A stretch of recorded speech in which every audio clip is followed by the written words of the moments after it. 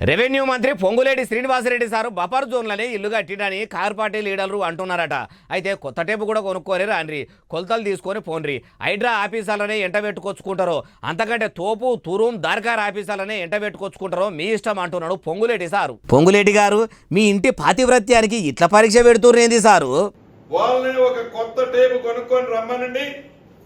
Tape కొనుక్కొచ్చి నా ఇల్లు FTL లో ఉన్న బఫర్ జోన్ లో ఉన్న చివరికి ఒక ఇటుక పెట్ట ఉన్నా ఎమ్మటే పడగొట్టండి. ఇల్లు మొత్తం దాంట్లో ఉంటే ఇల్లు మొత్తం పడగొట్టండి. ఇన్నరా మంత్రి పొంగులేటి శ్రీనివాసరెడ్డి సార్ ఏమంటున్నాడు? కారు పార్టీ లీడర్లు కట్టగట్టుకొని వస్తారా, కలిసి కట్టుకొస్తారా? మీ బుద్ధి ఉన్నట్టు రాండ్రి. వచ్చినాక టేపు పట్టుకొని నా ఇంటి కోసం ఉన్న భూమిని జాగను ఇంచు మూల మూల ఇడిచిపెట్టకుండా పార్కింగ్ ప్లేస్ కాన్ నుంచి పైన చెత్తు దాకా, అవారుగోడ కాన్ నుంచి అస్తర్కారు చేసిన గోడల దాకా అన్నిటి కొలువుండ్రి. ఒక్క ఇటుకే మందమన్నా అక్రమంగా ఉన్నదంటే వెంటనే ఇల్లును గులగొట్టిపోయిండ్రి అనుకోవచ్చుండు. ఇదే ముచ్చట KTR సార్ దాకా పోతే ఆయన ఏమంటుండో ఈనుండ్రి. పొంగులేటి గారికో ఇంకోరికి అంత శ్రమ అవసరం లేదు.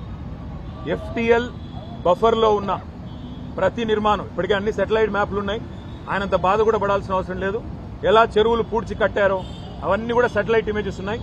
మాజీ మంత్రి KTR సార్ ఇట్లా అనబట్టే, రెవెన్యూ మంత్రి పొంగులేటి గారు అట్లా అనబట్టే చెరువులు కుంటలు ఊడిపేసి కట్టినట్టు శాటిలైట్ ఫోటోలు కూడా ఉన్నాయట.